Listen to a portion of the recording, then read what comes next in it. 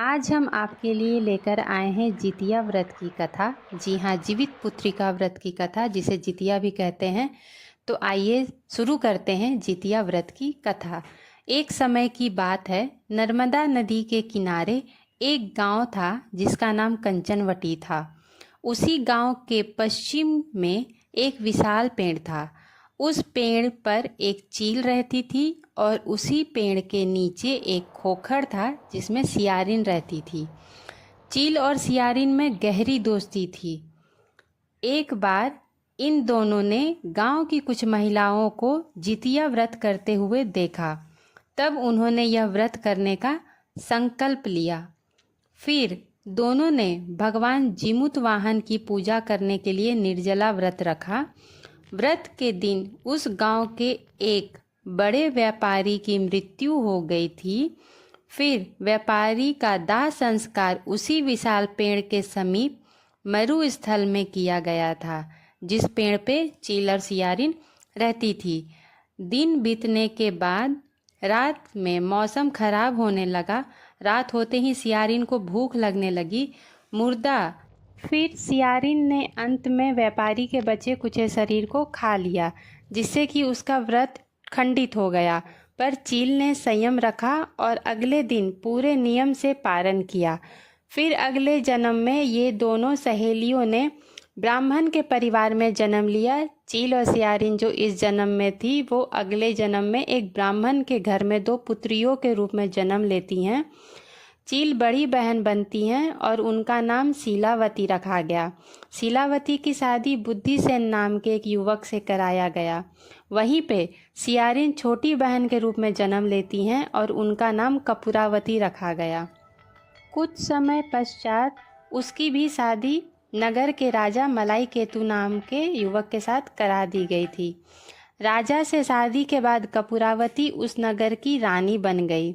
भगवान जिमुत वाहन के आशीर्वाद से शीलावती, जो कि बड़ी बहन थी, उसके 7 पुत्र हुए। पर कपूरावती के सभी बच्चे जन्म लेते ही मर जाते थे।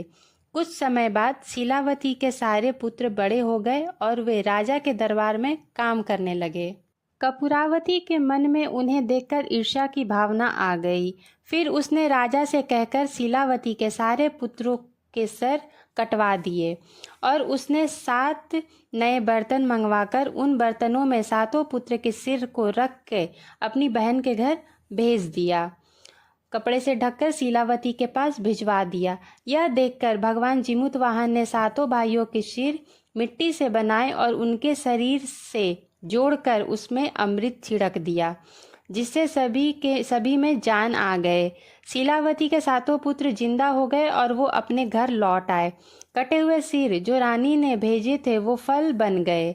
दूसरी ओर रानी कपूरावती शीलावती के घर से पुत्रों के मृत्यु का समाचार सुनने के लिए व्याकुल थी। जब बहुत देर तक समाचार नहीं आया तो वह शीलावती के घर जा पहुंची। वहां उसने देखा कि उसके 7 पुत्र जीवित हैं। ये देखते ही कपूरावती बेहोश हो गई। जब कपूरावती होश में आई तो शीलावती से माफ़ी मांगने लगी। फिर शीलावती ने बताया, तुम्हें व्यर्थ ही ईर्ष्या हो रही है। ये तुम्हारे पिछले जन्म का पाप है, जिसमें तुम सियारिन थी और मैं चील थी। तुमने जितिया व्रत को बीच में ही तोड़ दिया था, जिसके कारण इस जन्म में तुम्हारे एक भी पुत्र जीवित नहीं रहे। और मैंने चील के रूप में पूरे नियम के साथ जितिया व्रत का पालन किया था, जिसके पुण्य से मेरे मरे हुए पुत्र भी जीवित हो गए।